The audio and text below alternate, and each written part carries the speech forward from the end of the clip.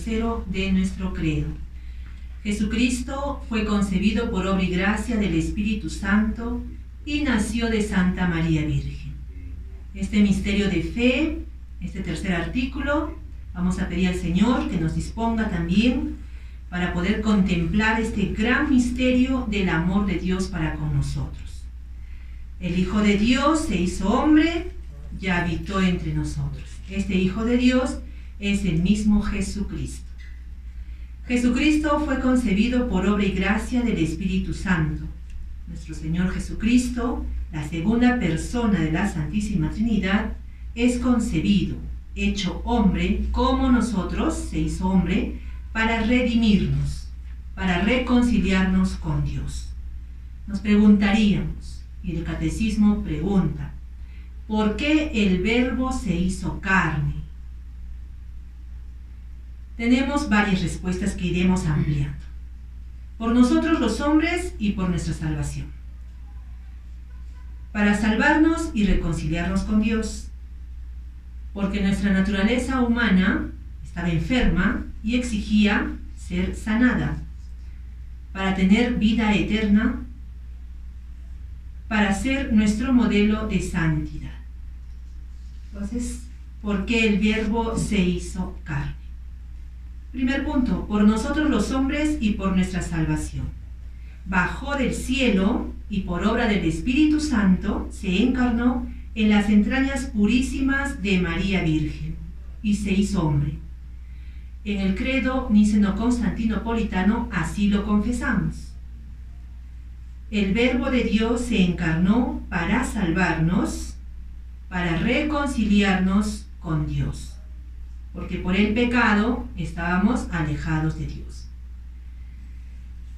En la carta de San Juan, la primera carta de San Juan, capítulo 4, versículo 10, hablando del amor de Dios, que consiste en que Dios nos amó primero.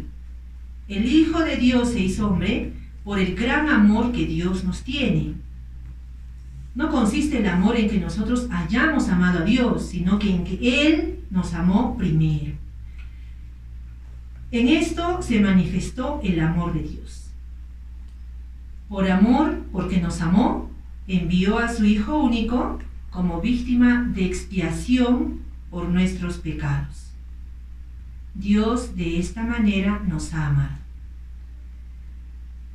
El Verbo se hizo carne porque nuestra naturaleza enferma, por el mal, herida por el pecado, la desobediencia a Dios, exigía ser sanada. Nuestra naturaleza humana necesitaba ser sanada.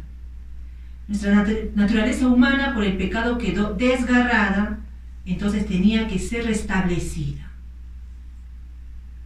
Quedamos muertos por el pecado, muertos a la gracia de Dios, y teníamos que ser resucitados. El medio, Dios lo eligió. El Verbo se hizo carne para tener vida eterna. En el Evangelio de San Juan, capítulo 3, versículo 16, porque tanto amó Dios al mundo que dio a su Hijo único, para que todo el que cree en Él no perezca, sino que tenga vida eterna. Jesucristo es nuestro modelo de santidad, nuestro modelo de vida. Él mismo nos dice: tomad sobre vosotros mi yugo y aprended de mí, que soy manso y humilde de corazón. Mateo 11, 29. Jesucristo, al asumir nuestra condición humana, elevó nuestra condición divina. El Verbo se encarnó para hacernos partícipes de la naturaleza divina de Dios. El medio que usó la vía para esta gran obra de salvación, de redención, es la encarnación. La encarnación es el hecho de que el Hijo de Dios ha asumido nuestra naturaleza humana. El Verbo se encarnó y acampó entre nosotros, nos dice en Juan 1, capítulo 1, 14. La encarnación consistió en Filipenses 2, 5, 8, podemos leer: Cristo, siendo de condición divina, Dios mismo, no hizo alarde de su categoría de Dios. Al contrario, se despojó de su rango y tomó la condición de esclavo, la condición humana, pasando por uno de tantos. Actuando como un hombre cualquiera, se rebajó incluso a la muerte, y una muerte de cruz.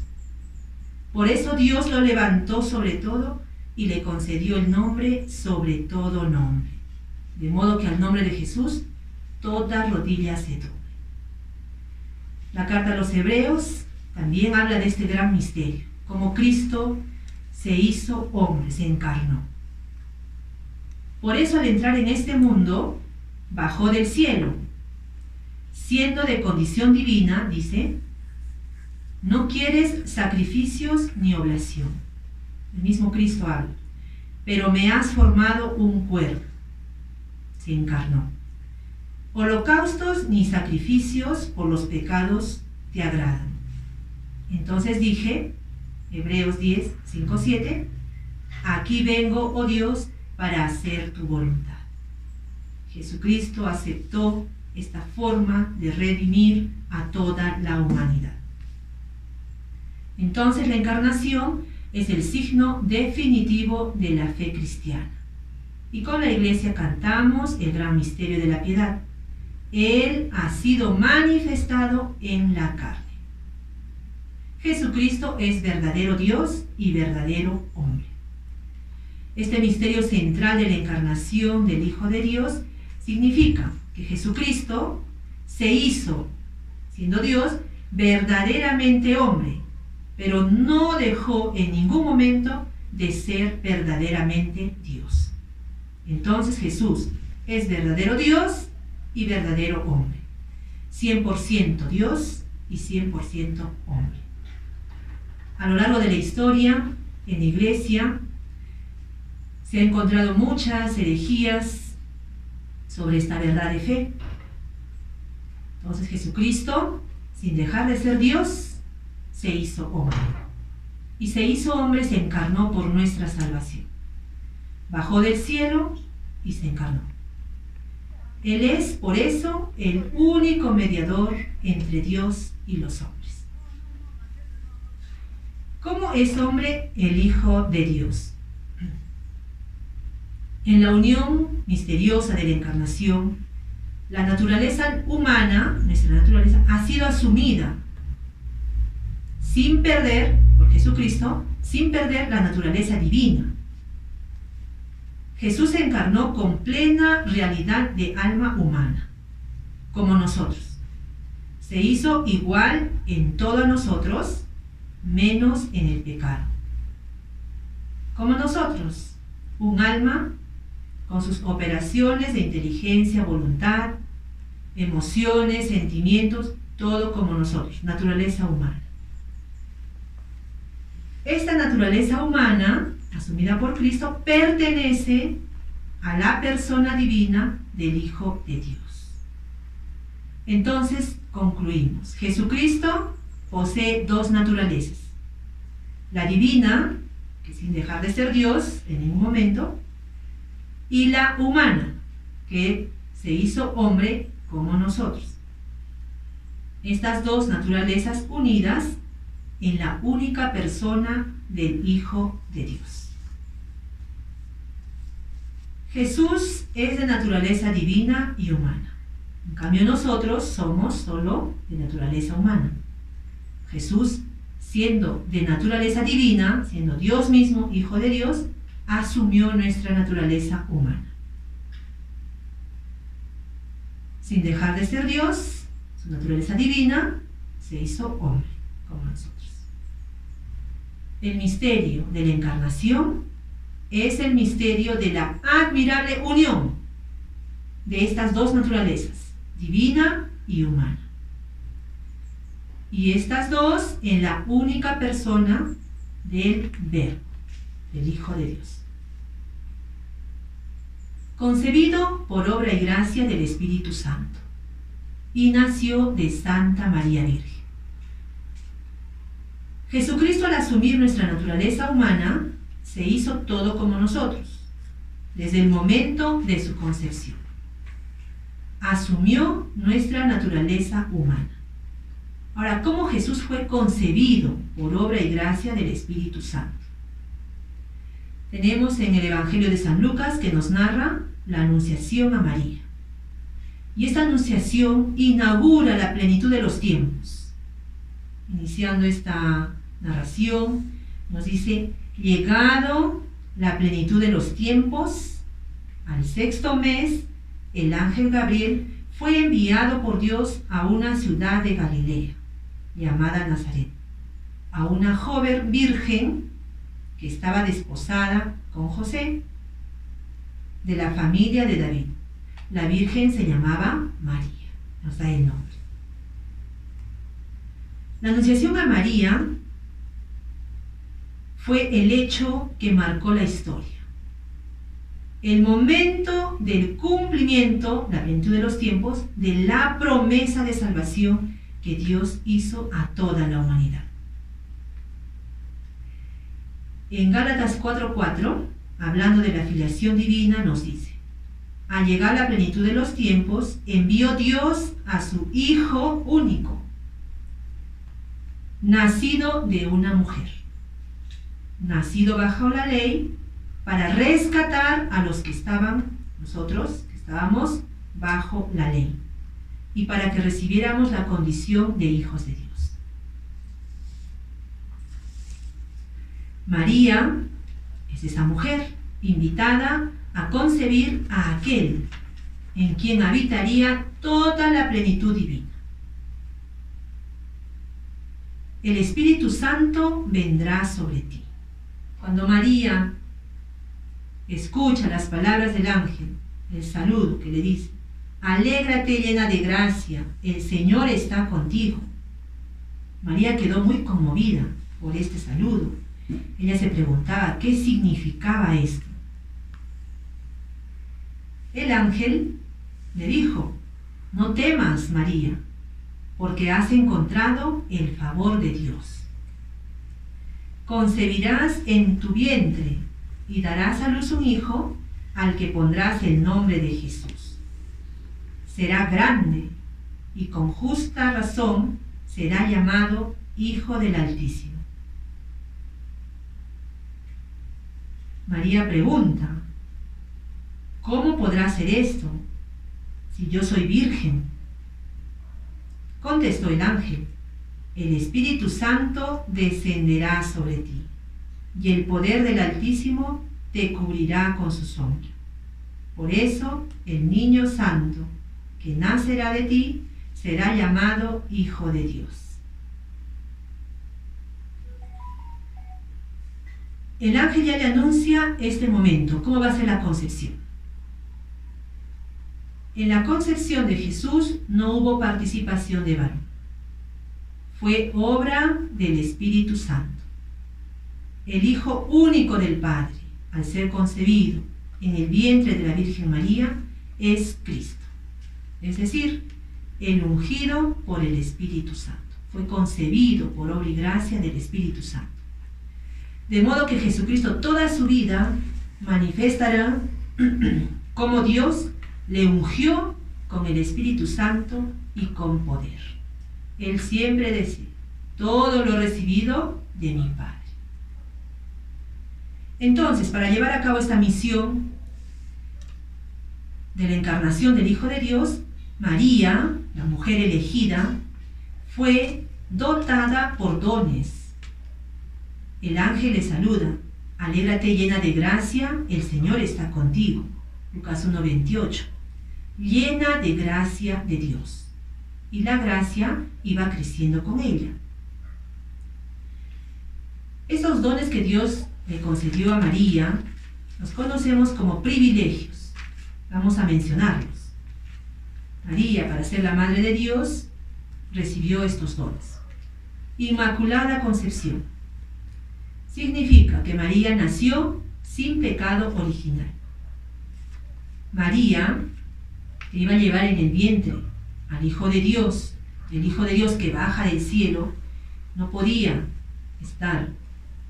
ser concebido, sino que en las entrañas purísimas, purísimas, sin mancha, ni del pecado original.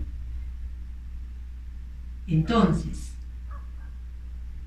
a María se le concedió los méritos, anticipadamente, los méritos de Jesucristo, los méritos de toda su vida. Por eso María fue preservada de la culpa y de todo pecado. No solo de la culpa original, sino de todo pecado personal. María nunca fue tocada, nunca fue manchada por el pecado ni por el mal. Otro privilegio que Dios le concedió a María fue la maternidad de ser la Madre de Dios. Es verdaderamente María, Madre de Dios, porque es Madre del Hijo Eterno de Dios. Jesucristo en ningún momento dejó de ser Dios. Entonces, por eso María es Madre de Dios. Cuando el ángel le dice a María, también tu pariente Isabel está esperando un hijo en su vejez, y aunque no podía tener familia, se encuentra ya en el 6º mes de embarazo. Para Dios nada es imposible.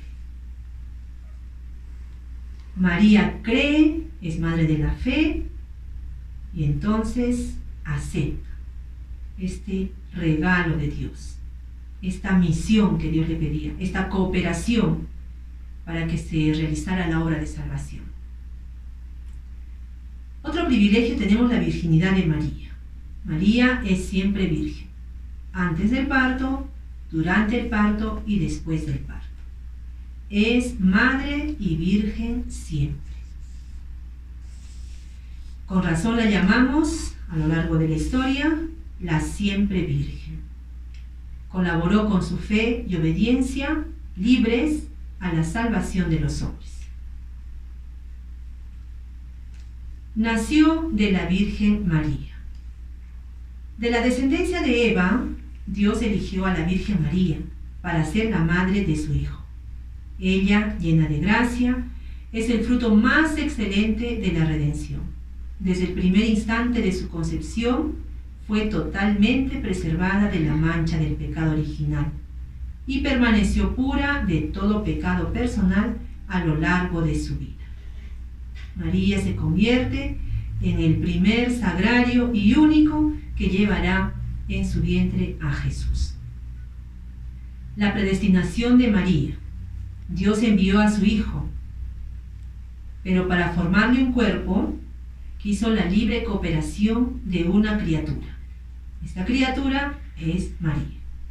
Para eso, desde toda la eternidad, Dios escogió para ser la madre de su Hijo a una hija de Israel, una joven judía de Nazaret, en Galilea, a una virgen desposada con un hombre llamado José, de la estirpe de David.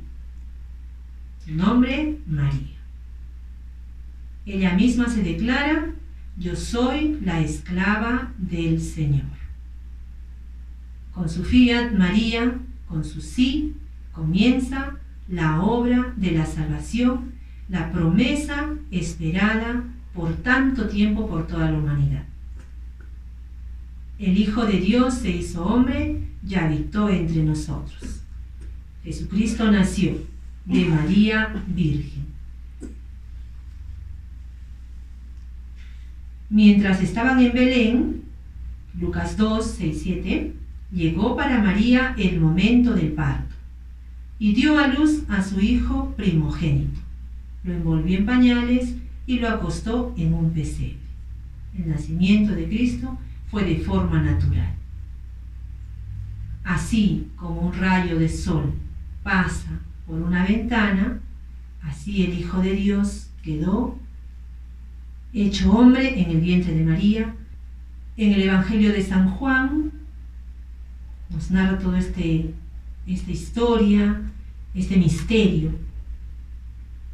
En el principio era el Verbo, la palabra, y el Verbo estaba ante Dios. Y el Verbo era Dios. Él estaba ante Dios en el principio. Por Él se hizo todo, y nada llegó a ser sin Él. Lo que fue hecho tenía vida en Él, y para los hombres la vida era luz. La luz brilla en las tinieblas, y las tinieblas no la impidieron. Vino un hombre enviado por Dios, que se llamaba Juan. Vino para dar testimonio como testigo de la luz. Aunque no fuera él la luz, le tocaba dar testimonio de la luz.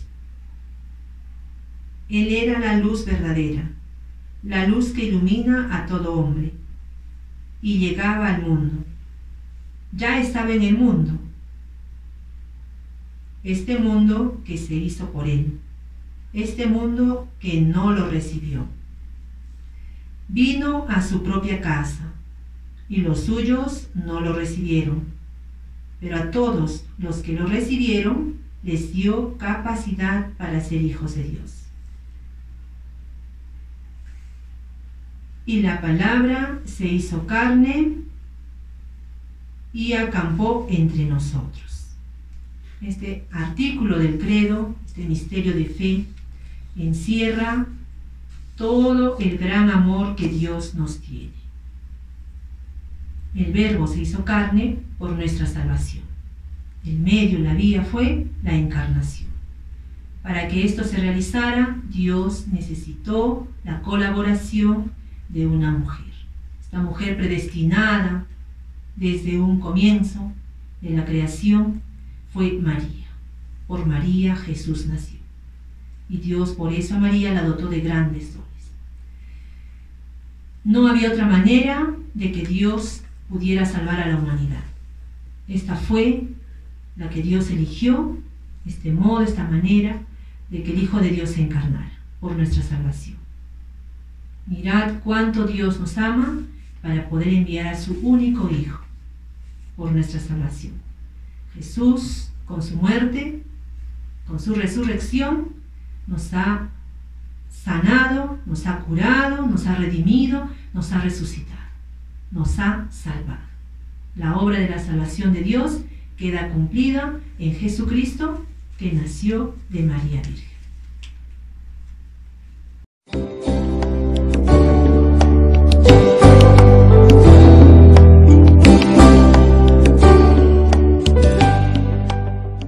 Dice, el Hijo de Dios se hizo hombre. El Hijo de Dios se hizo hombre. Y voy a leerles el credo apostólico, porque es mucho más sintético que el credo niceno-constantinopolitano, que es el que se reza en la mayoría de los países. Dice así, el credo apostólico: creo en Jesucristo, su único Hijo, nuestro Señor, que fue concebido por obra y gracia del Espíritu Santo, nació de Santa María Virgen, y ahí acaba el misterio de la encarnación. Creo en Jesucristo, su único Hijo, nuestro Señor, que fue concebido por obra y gracia del Espíritu Santo, nació de Santa María Virgen, nació de Santa María Virgen. En cambio, nosotros vamos a añadir un poco el credo niceno-constantinopolitano. Aquí estamos saltando entre los dos símbolos de la fe que ya hemos comentado.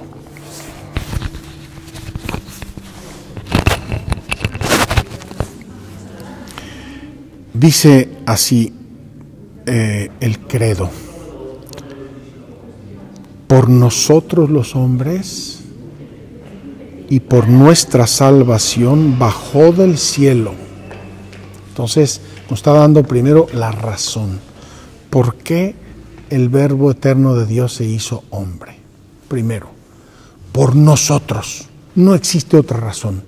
Por nosotros los hombres y por nuestra salvación, salvación del pecado, de la muerte, etcétera, etcétera, todo lo que ya dijimos a propósito de la caída. Bajó del cielo, primera cosa.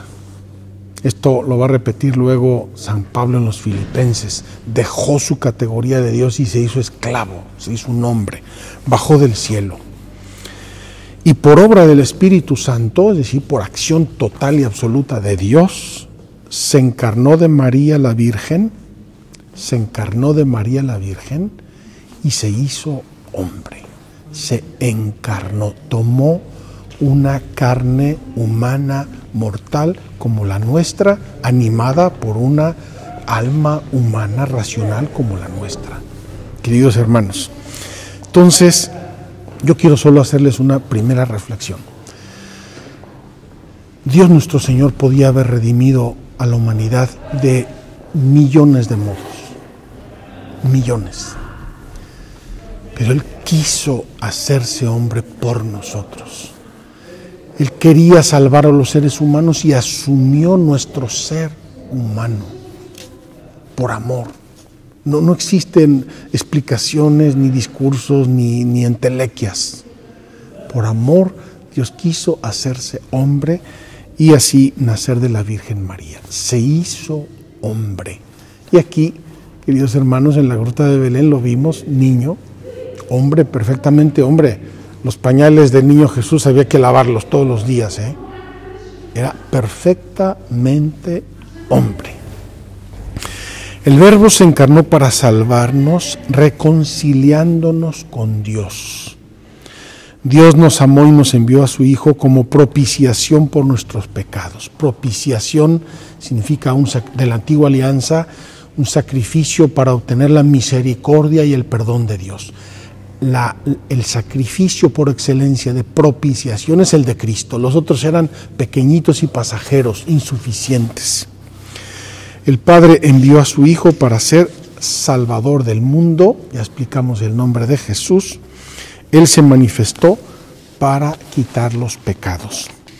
Aquí hay un texto hermoso, lo voy a leer completo porque me fascina y es muy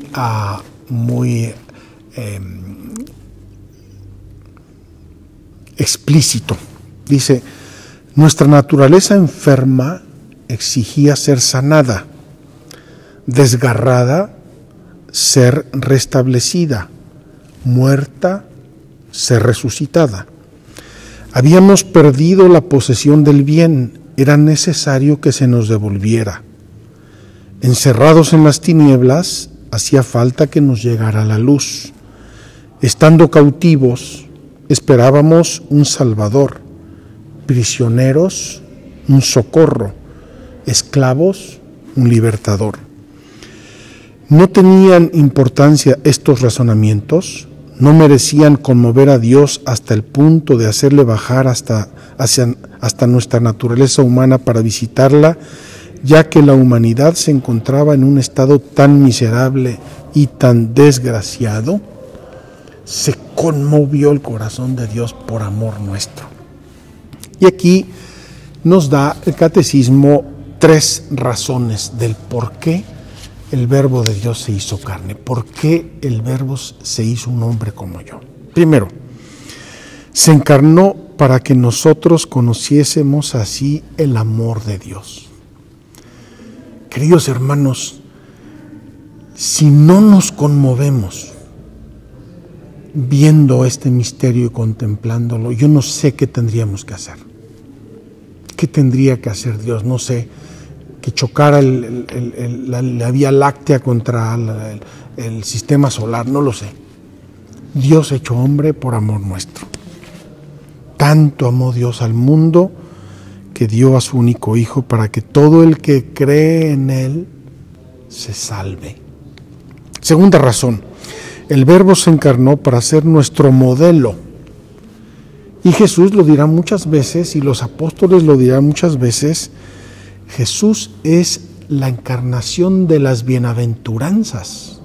Jesús va a vivir la ley hasta la última coma. Por lo tanto, nos está enseñando cómo quiere Dios que vivamos y nos lo va a decir. Aprended de mí, que soy manso y humilde de corazón. Darnos ejemplo de vida. Tercero, el Verbo se encarnó para hacernos partícipes de su naturaleza humana. Queridos hermanos, nos hizo hijos de Dios a nosotros. Por eso, en la Sagrada Escritura y en la liturgia aclamamos a Jesucristo como el primogénito, es decir, el primero de muchos hermanos. ¿De cuántos? De todos nosotros. Quiero comentarles que en la misa, cuando el sacerdote mezcla en el vino una gotita de agua, Es el significado de que Dios es el vino y nuestra humanidad es una gotita de agua que se funde, se mezcla con el vino. Y el sacerdote dice una oración maravillosa. Per eius aquae et vini mysterium, eius efficiamur divinitatis consortes, qui humanitatis nostre fieri dignatus est particeps. Decimos así: por la mezcla de esta agua y este vino, te pedimos, Señor, poder participar de la divinidad de aquel que se dignó participar de nuestra humanidad. Fíjense, al preparar las ofrendas estamos poniendo sobre el altar el misterio de la encarnación, que no solamente es que Dios bajó, se hizo hombre y nació en Belén, sino que a nosotros nos admitió en su propia divinidad. Segundo, la encarnación. ¿Por qué? Ya vemos el por qué. ¿Por qué Dios se hizo hombre? Segundo, la encarnación. Y la Iglesia llama encarnación, vamos a dar la definición, al hecho de que el Hijo de Dios haya asumido una naturaleza humana para llevar a cabo por ella nuestra salvación. Queridos hermanos, este es el misterio de la encarnación, el hecho de que el Hijo eterno de Dios haya asumido una naturaleza humana, es decir, se haya hecho hombre, perfecta y verdaderamente hombre, para a través de esa naturaleza humana llevar a cabo la obra de nuestra salvación. Y aquí me recuerdo a San Ignacio de Loyola, que al contemplar este misterio pone en escena la Santísima Trinidad viendo el mundo. El Padre, el Hijo y el Espíritu Santo están conversando, están viendo el mundo pobre, herido, lastimado por el pecado, por las guerras. Y en esa contemplación delibera la Santísima Trinidad con mucho amor infinito, vamos a salvarlo, y entonces deciden que venga el Hijo y que se haga hombre. Es un modo como San Ignacio de Loyola contempla este grande misterio, pero tiene mucho de razón, es una decisión amorosísima de Dios. Y quiero inmediatamente subrayar un concepto teológico que nos va a acompañar un poco en varias de estas reflexiones. Este concepto teológico dice: unus de trinitate, una de las personas de la Trinidad, una de las personas. Seguramente el designio y el amor y la decisión fue de la Trinidad, de Dios, de nuestro Dios, Padre, Hijo y Espíritu Santo, pero unus de trinitate, uno de ellos, el Hijo, se encarnó y se hizo hombre. Así nos dice la Sagrada Escritura: tened entre vosotros, es la carta a los Filipenses, tened entre vosotros los mismos sentimientos que tuvo Cristo Jesús. Y aquí San Pablo cita unas frases que ya circulaban entre los primeros cristianos como una primera expresión del credo. Cristo, el cual, siendo de condición divina, no retuvo ávidamente el ser igual a Dios, sino que se despojó de sí mismo, tomando condición de siervo, haciéndose semejante a los hombres y apareciendo en su porte como hombre. Y se humilló a sí mismo, obedeciendo hasta la muerte y muerte de cruz. Queridos hermanos, este himno que repite San Pablo a los Filipenses circulaba ya entre los primeros cristianos casi como el primer núcleo del credo sobre la persona de Jesucristo. Estas expresiones tendríamos que grabarlas en nuestras casas, en el frontispicio de nuestras casas, junto con nuestro credo. La fe en la verdadera encarnación del Hijo de Dios es el signo distintivo de la fe cristiana. Queridos hermanos, el cristianismo está fundado en Cristo. ¿Quién es Cristo? El Mesías, el ungido, el enviado por Dios, que se hizo hombre. Luego, queridos hermanos, la teología y la Sagrada Escritura. Paula, si me presta el yucat, por favor. La Sagrada Escritura en la tradición de la Iglesia, van a hacer un grande trabajo. Voy a leer solamente un párrafo como resumen, porque es imposible. Yo estudié este tema durante meses, durante mi teología. Simplemente voy a enunciar un párrafo de todas esas jaloneos que tuvo el conocimiento de Cristo en los primeros siglos del cristianismo. Dice así: ¿qué significa que Jesucristo es a la vez verdadero Dios y verdadero hombre? ¿Qué significa esto, verdadero Dios y verdadero hombre? En Jesús, Dios se ha hecho realmente uno de nosotros y con ello nuestro hermano. Pero no por ello dejó de ser a la vez Dios y por tanto nuestro Señor. El Concilio de Calcedonia del año 551 declaró que la divinidad y la humanidad están unidas entre sí en la única persona de Jesucristo, sin confusión ni división. Y ahora les leo un poco este itinerario, es un párrafo. La Iglesia se ha esforzado durante largo tiempo para poder expresar la relación entre divinidad y humanidad en Jesús. La divinidad y la humanidad no están enfrentadas, de modo que Jesús solo fuera parcialmente Dios y parcialmente hombre. Como no es cierto que la naturaleza divina y la naturaleza humana se mezclen en Jesús. En Jesús Dios no ha tomado solo una apariencia de cuerpo humano, el así llamado docetismo, una herejía, sino que se hizo realmente hombre. No era una apariencia, era hombre. Tampoco se trata en la humanidad y en la divinidad de dos personas diferentes, el nestorianismo, otra herejía. Finalmente, tampoco es cierto que en Jesucristo la naturaleza humana desaparezca al ser asumida en la naturaleza divina, monofisismo, otra herejía. Contra todas estas herejías, la Iglesia ha mantenido firme la fe en que Jesucristo es, en una persona, a la vez verdadero Dios y verdadero hombre.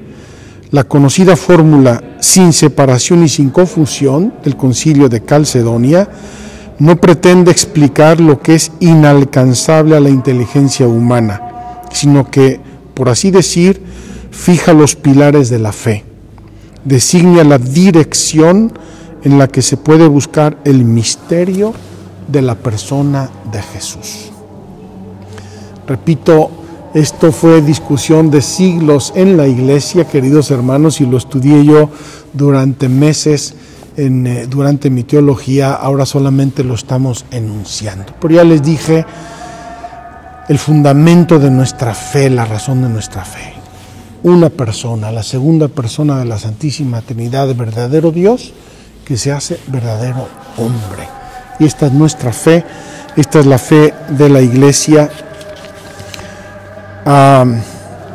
Me da tentación de leer más cosas, pero no nos da literalmente el tiempo.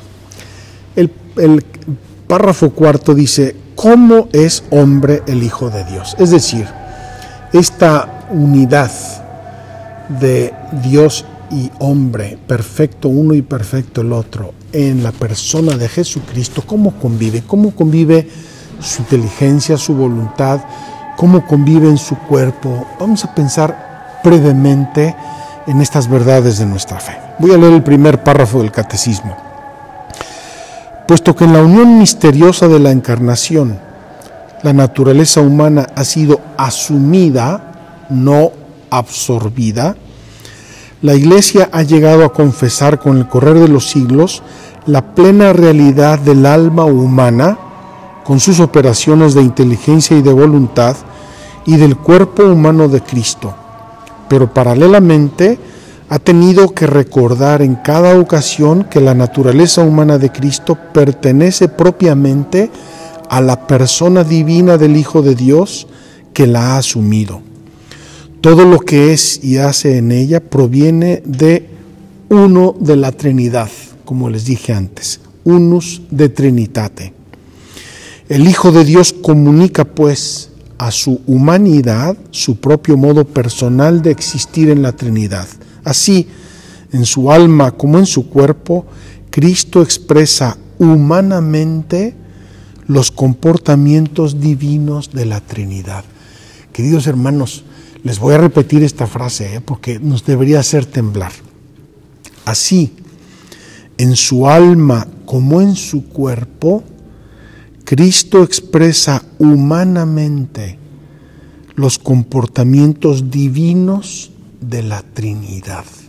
Y aquí deberíamos caer de rodillas y deberíamos tomar el Evangelio y ver cada gesto, cada paso, cada palabra, cada sentimiento que nos recuerda el Evangelio, porque es la Trinidad que está reluciendo a través de la humanidad de Jesucristo. El alma y el conocimiento humano de Cristo. Queridos hermanos, dice el Evangelio que Jesús se fue a Nazaret con sus padres y que crecía en inteligencia, gracia y estatura. Crecía, es decir, Jesús se sometió humanamente al proceso del conocimiento, del aprendizaje, fue a clases como todos los niños de Nazaret, iba a la Bet Midrash, a la escuela de la sinagoga, y aprendía y le explicaron muchas cosas, y San José y la Virgen le habrán explicado y enseñado muchas cosas, y cuando se pierde en el templo, dice el Evangelio, lo encontraron en medio de los doctores, preguntándoles, es decir, estaba aprendiendo de los doctores.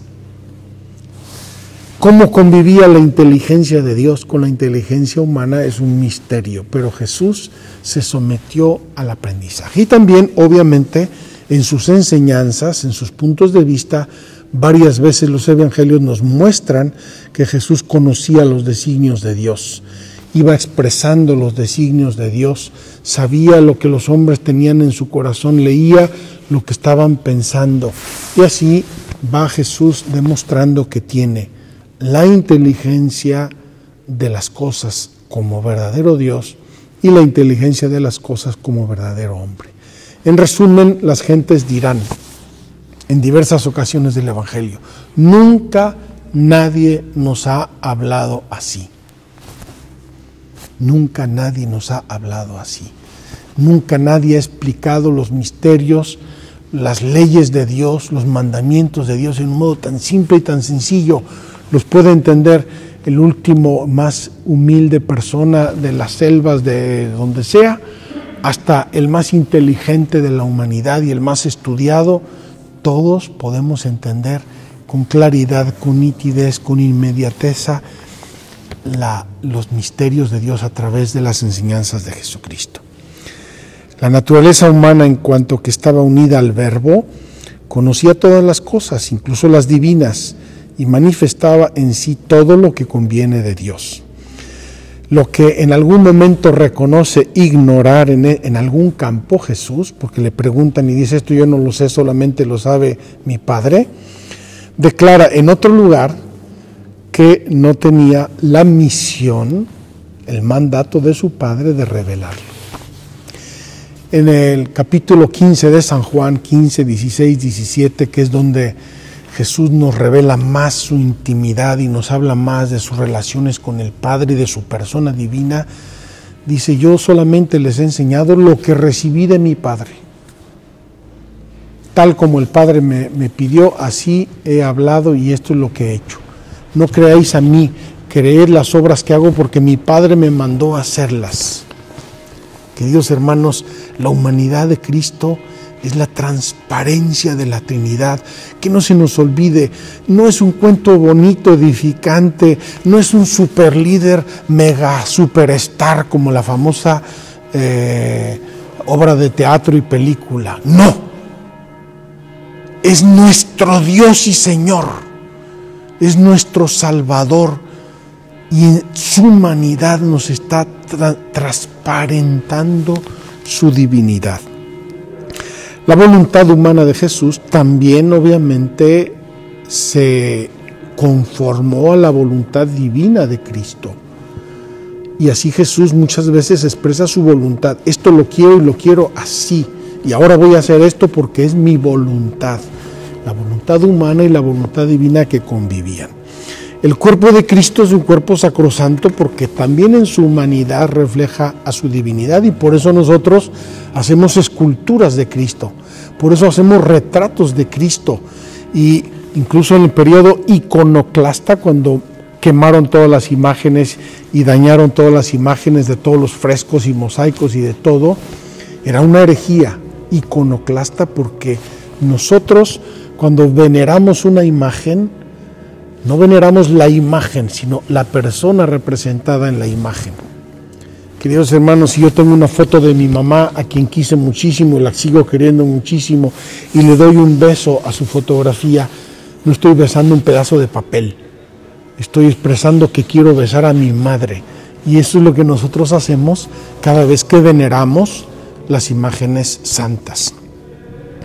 Y en esto termino, queridos hermanos, el corazón de Jesús. El corazón de Jesús expresa el amor de Dios, y por eso en los últimos tiempos se ha expresado tanto este modo humano, el corazón de Cristo, el sagrado corazón de Jesús, el modo humano de conocer el amor de Dios. Vamos a hacer una visita muy breve porque el tiempo se nos ha ido, les vamos a dejar tiempo de meditación. Pero quiero encender nuestra vela de peregrinos y poner nuestro báculo aquí delante de la gruta con todos y cada uno de ustedes, para que adoremos juntos el misterio del nacimiento de Jesús.